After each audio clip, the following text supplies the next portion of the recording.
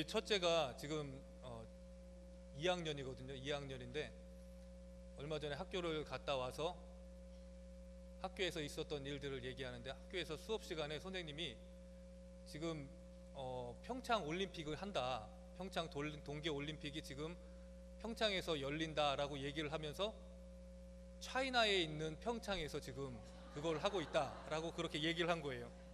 얘가 그 얘기를 들었는데 사실 평창 올림픽이 어디서 하는지도 모르고 평창이 어딘지 모르니까 그냥 막 와가지고 선생님이 한 얘기를 주절주절거리면서 차이나에서 한대, 차이나에서 막 이러는 거예요. 그래서 아니야, 차이나가 아니라 코리아에서 한다고. 코리아에서. 다음 주 월요일 날 학교 가면 꼭 선생님한테 차이나가 아니라 코리아에서 한다고 꼭 말씀을 드려, 이렇게 얘기를 했습니다. 여러분, 이 평창 올림픽이 이곳에, 그리고 저희 아이가 다니는 그 학교에서까지 선생님이 얘기할 정도면 굉장히 많은 사람들이 관심을 가지면서 그 동계 올림픽을 보고 있다는 것을 우리가 알 수 있겠죠. 그만큼 올림픽이라는 그 큰 행사가 굉장히 전 세계적으로 엄청난 파급 효과를 일으킬 수가 있는데, 다만 좀 아쉬운 게 한국에서 하는 걸 알지 못한다는 그것이 좀 아쉽긴 하죠. 어쨌든 이 평창 올림픽을 통하여서 우리나라를 잘 알릴 수 있는 귀한 그런 계기가 되는 것 같습니다. 개막식을 제가 직접 보지는 못했는데요, 개막식에서 지금 뭐 인터넷에 떠들고 있는 그 많은 기사 가운데 굉장히 사람들이 감격을 하고 감동을 받았던 그 장면이 있죠. 잘 알고 있는 뭐 1226개인가요? 그 드론들이 조화를 이뤄서 올림픽 오륜기를 만들고 또 스노보드를 타는 그 사람의 형상을 만드는 굉장히 아름다운 장면을 보면서 사람들이 한국의 기술과 또한 그 아름다움에 대해서 굉장히 칭찬을 하는 것을 이렇게 보게 되었습니다. 여러분, 이 드론이라는 것이 기계잖아요. 기계가 한두 대도 아니고 1220 몇 개 되는 그 엄청난 숫자의 드론이 서로 부딪히지 않는 상황에서 하늘에서 그런 형상을 만들 수 있다는 것 자체가 굉장히 경이로운 거예요. 얼마나 노력을 많이 하고 얼마나 준비를 많이 했는지를 우리가 잘 알 수가 있다는 것입니다. 그렇게 조화를 이루었을 때에, 협력하였을 때에 어떠한 일이 일어납니까? 사람들이 보고 감동을 받고요, 또한 칭찬하는 그러한 일들이 일어나게 된다는 거예요. 제가 그걸 보면서 교회도 저랬으면 좋겠다라는 그런 생각을 했습니다. 교회에도 다양한 사람들이 있어요. 드론과 같이 하나의 개체와 같은 그런 사람들이 모여서 전체의 교회를 이루고 있습니다. 그 교회에서 지향하는 것이 무엇입니까? 좋아하고 또한 하나의 목표를 향해서 달려가는 것이죠. 한 사람이라도 낙오하면 그 일을 이룰 수 없지만 우리 서로가 함께 힘을 합쳐서 그 일을 한다면 우리는 하나님이 보시기에 감동하시는 그러한 교회가 분명히 될 줄 믿습니다. 그런데 그 조화를 어떻게 이루어야 하느냐? 악인들도 조화를 이루거든요. 서로 악을 꾀하면서 서로 합력하여서 그 일을 이루기 위해서 목표를 향해 달려간다는 거예요. 그렇기 때문에 우리는 악인과는 달라야 하니까 무엇을 가지고 조화를 이루어야 합니까? 바로 말씀 안에서 우리가 조화를 이루어야 한다는 것이에요. 하나님의 말씀이 어디를 바라보고 있는지, 하나님의 말씀이 교회를 어떻게 세워나가시기를 원하는지를 우리가 깨닫고 그 말씀대로 우리가 나아가야 한다는 것이죠. 우리가 새벽마다 지금 계속해서 고린도 전서를 이렇게 보고 있는데요, 고린도 교회가 분열을 일어나는 그 상황 가운데에서 바울이 얘기하는 것이 바로 그것입니다. 사랑으로 하나가 되고 예수 그리스도의 사랑 안에서 너희가 하나가 되어라, 예수 그리스도의 말씀대로 행하라.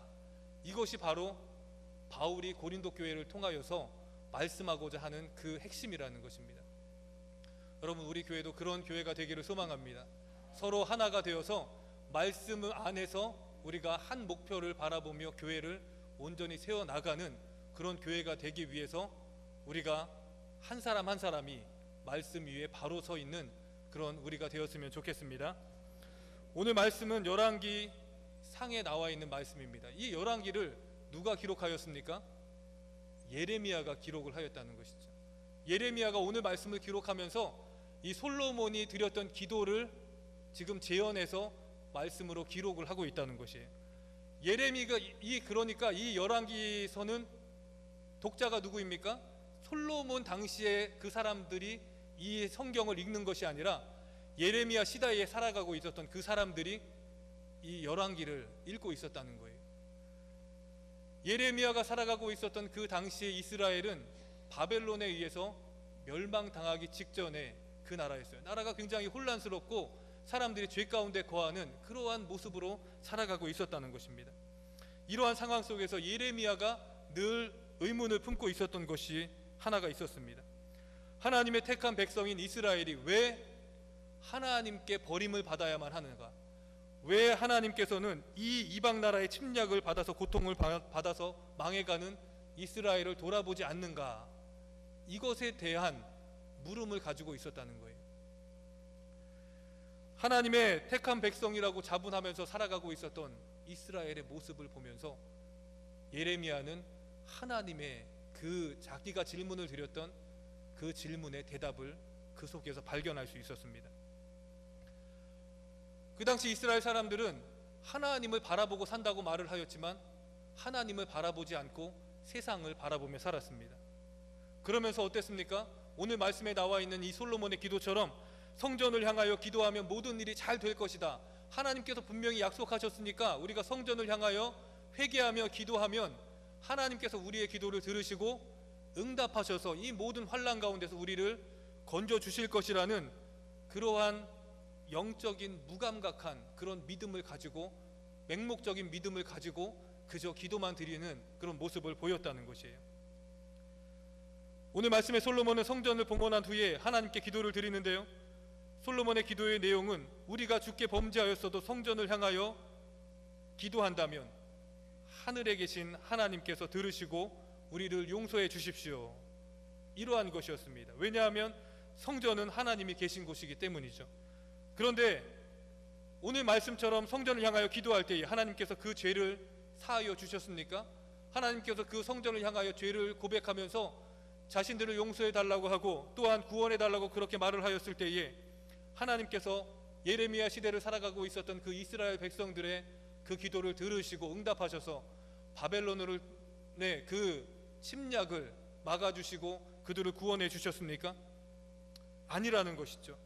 그들은 결국엔 바벨론의 멸망을 당해서 포로로 끌려가는 그런 아픔을 겪게 되었습니다.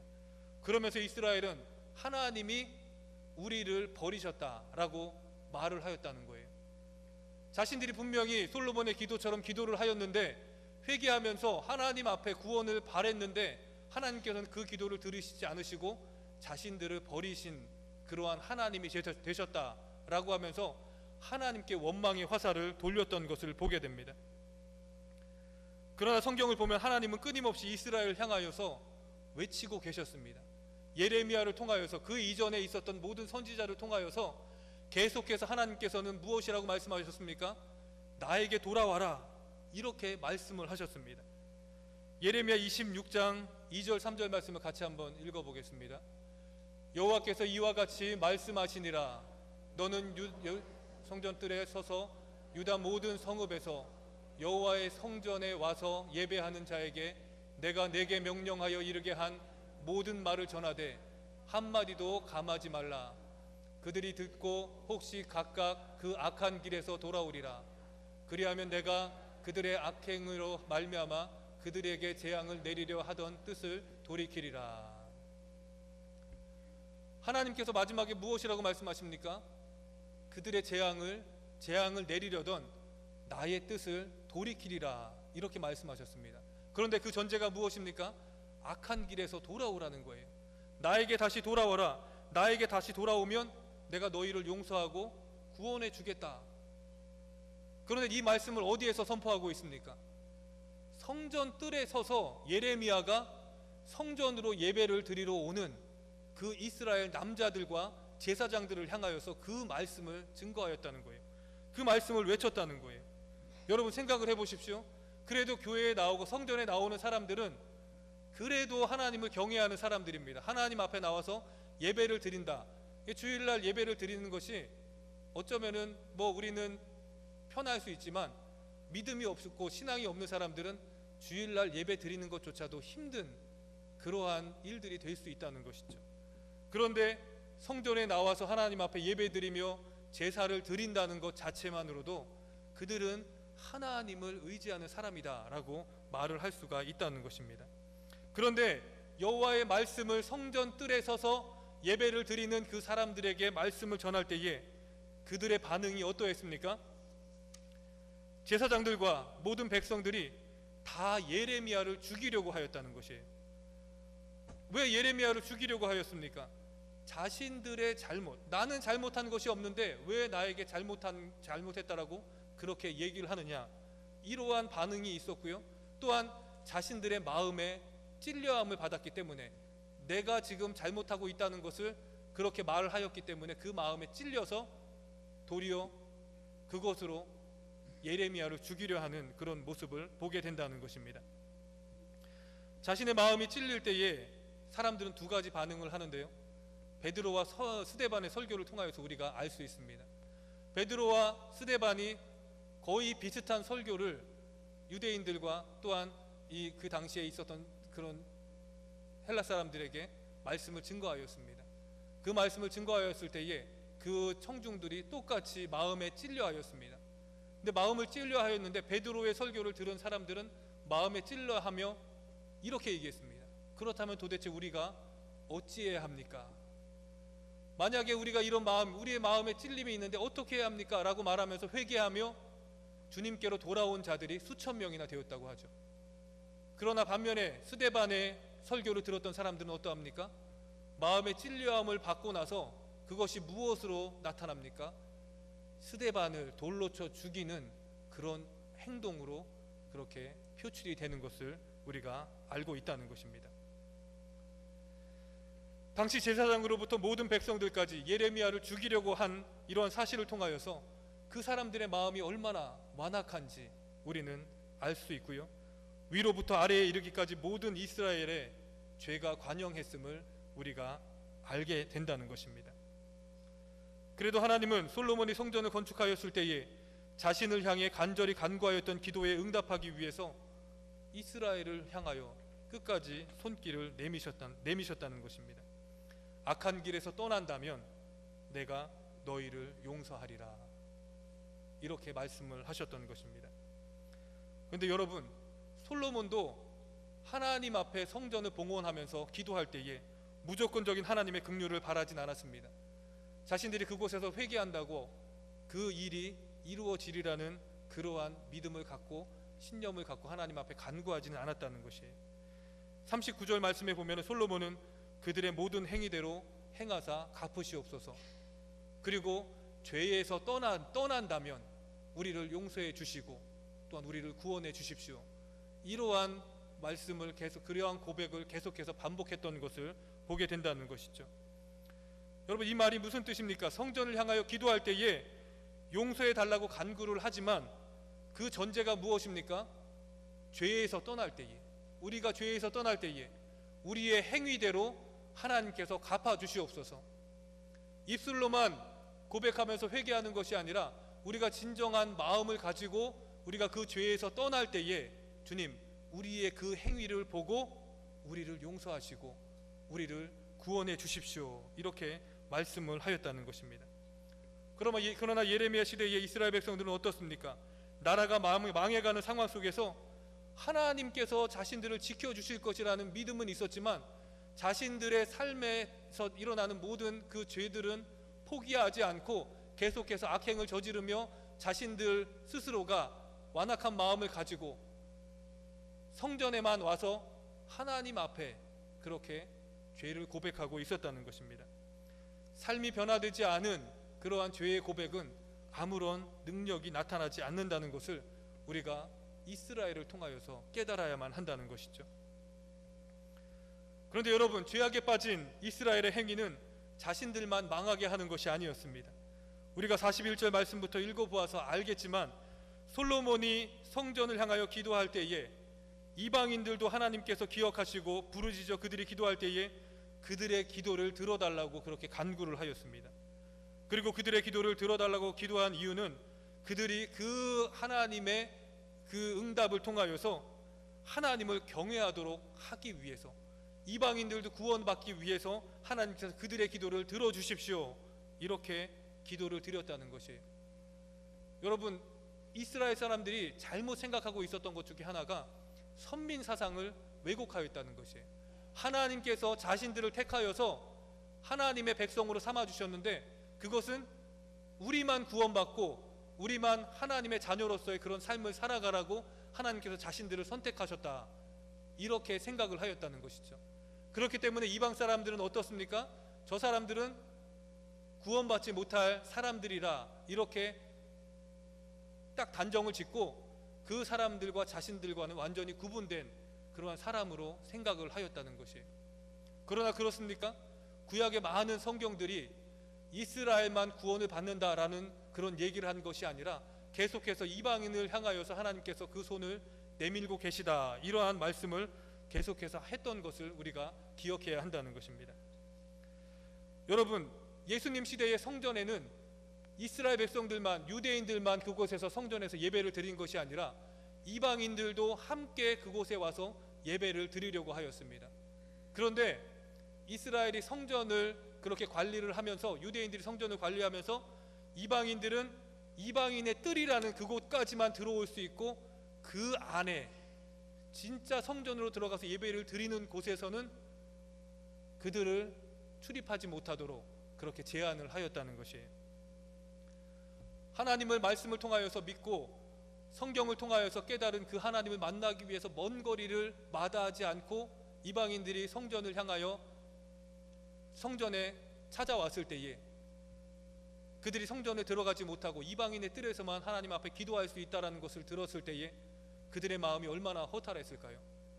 먼 곳에서 우리 어거스타 감리교회에 와서 예배를 드리겠다라고 그렇게 찾아온 사람들이 우리 교회의 멤버들만 예배를 드릴 수 있고 나머지 분들은 다 이 주차장에서 예배를 드려야 합니다 라고 말을 하였을 때에 그 사람들이 나도 멤버가 돼야지 라고 생각을 할까요? 아니면 실망하고 무슨 이런 교회가 다 있어 라고 생각을 할까요?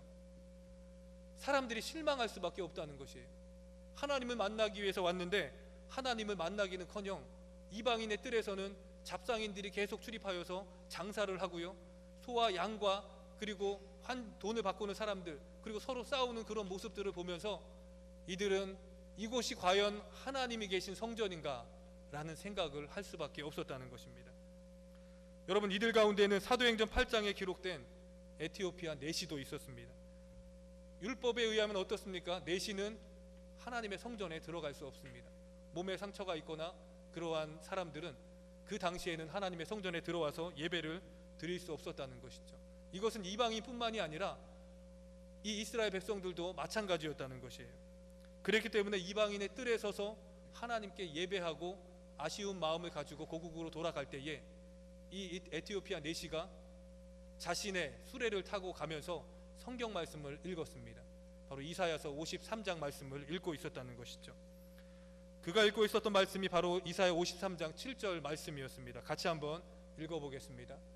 그가 곤욕을 당하여 괴로울 때에도 그의 입을 열지 아니하였으며 마치 도수장으로 끌려가는 어린 양과 털 깎는 자 앞에서 잠잠한 양같이 그의 입을 열지 아니하였도다.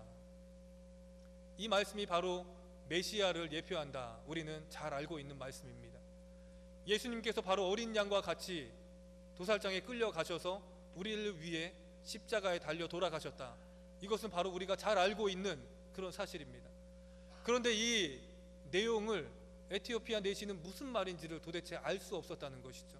누가 성경을 해석해 주는 사람이 없고 자신 스스로가 성경을 읽고 그리고 그 성경 속에서 하나님을 만났기 때문에 정확한 내용을 알지 못한다는 거예요.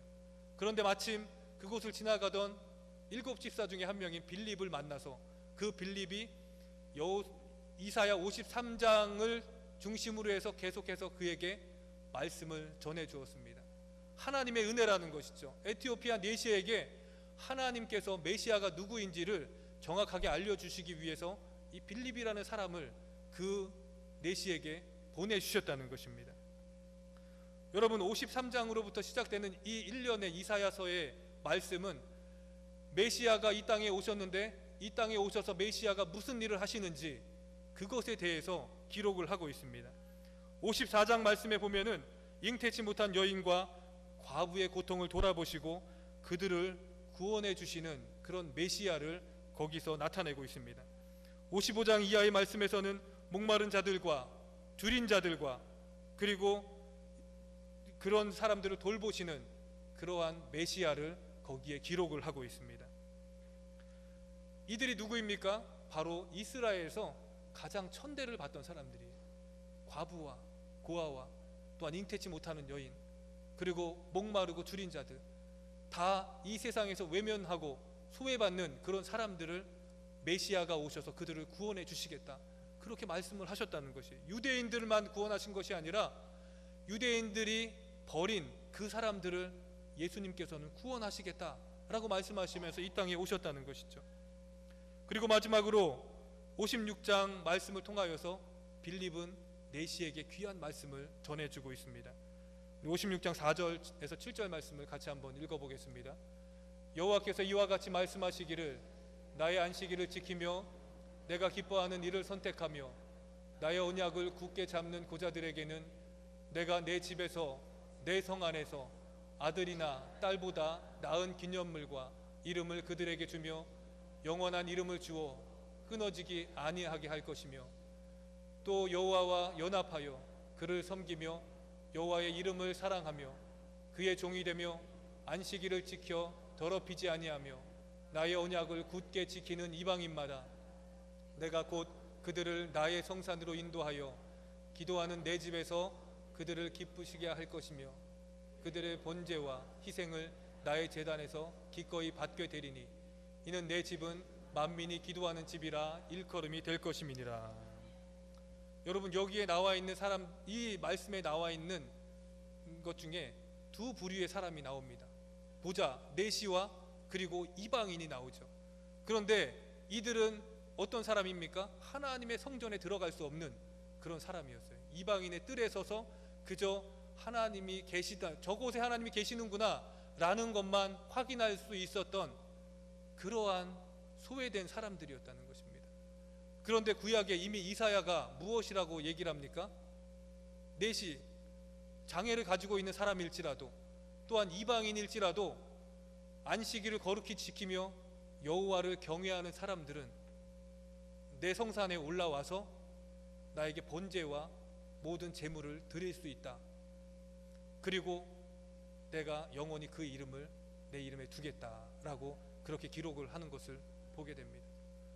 여러분, 유대인들만 오해하고 있었고 하나님은 그렇게 생각을 하지 않으셨다는 거예요. 하나님은 모든 열방을 향하여, 모든 사람들을 향하여 똑같이 메시아를 보내주시겠다 말씀하셨는데 유대인들만 자신들의 메시아고 자신들만 구원할 메시아를 기다리고 있었다는 것이죠.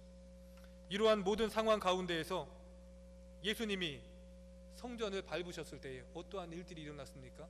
예수님이 그곳에서 일어나는 모든 일들을 다 정화시키며 다 엎으시고 또한 다 그것을 다 화를 내시면서 엎으시면서 내 집은 만민이 기도하는 집인데 너희가 강도의 구려를 만들었다 라고 그렇게 외치셨다는 거죠.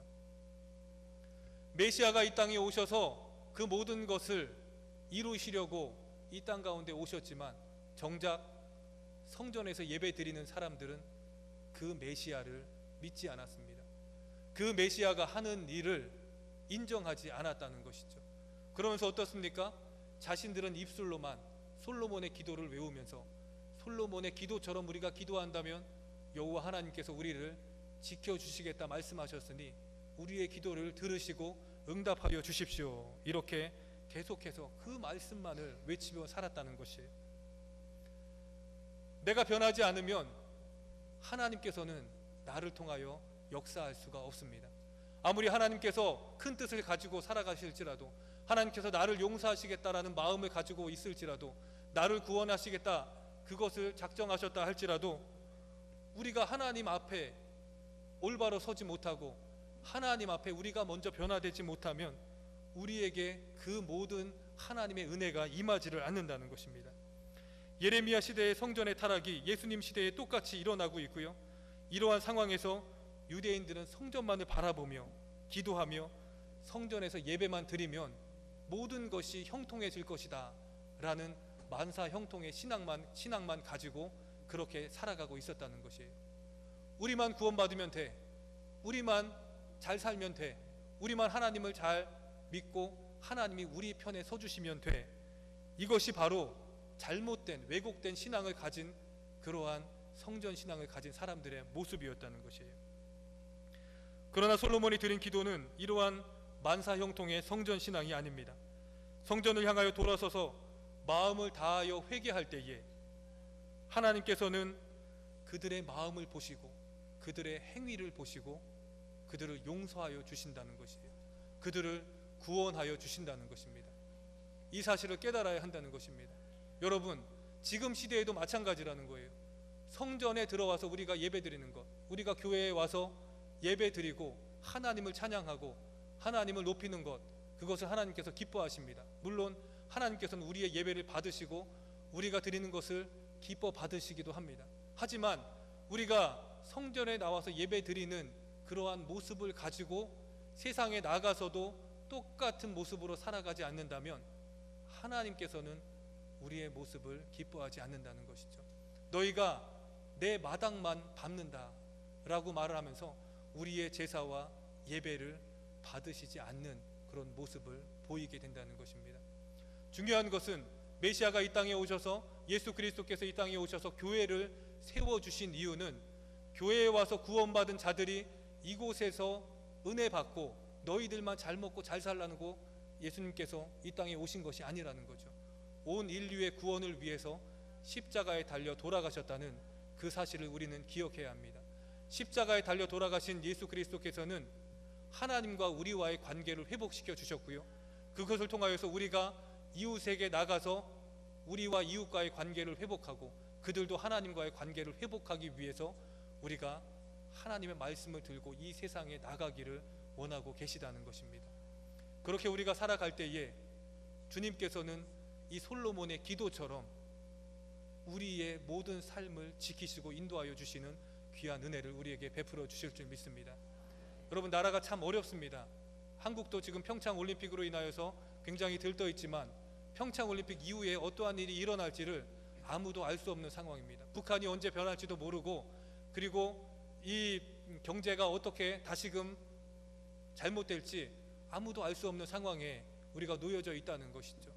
이러한 일들이 일어날 때에 우리 믿는 자들이 어떻게 해야 됩니까? 무엇을 해야 합니까? 나라가 망해가는 것을 그저 바라보기만 하고 나의 개인적인 구원만을 위해서 하나님 앞에 기도해야 됩니까? 아니라는 것이죠. 우리가 세상을 향하여 기도해야 하고요, 세상이 변화되기 위해서 교회가 먼저 주님 앞에 회개하며 기도하며 나아가야 된다는 것입니다. 미국 땅을 바라보며 기도하며 우리 정말 믿는 그리스도인들이 계속해서 기도하며 우리가 먼저 하나님 앞에 자복하여서 우리가 스스로 깨끗한 마음을 가지고 정직한 마음을 가지고 이 세상 가운데서 빛된 삶을 살아갈 때에 우리의 모습을 통하여서 우리가 드리는 기도를 주님께서 들으셔서 나라를 구원하여 주시고 또한 전쟁으로부터 지켜주시는 그런 은혜를 우리에게 베풀어 주실 줄 믿습니다. 이 믿음을 가지고 내가 먼저 주님 앞에 바로 서며 우리 교회가 바로 서며 세상에 나가서 우리가 말씀 받은 대로 세상에 나가서 살아가는 저와 여러분이 되시기를 간절히 축원합니다. 기도하겠습니다.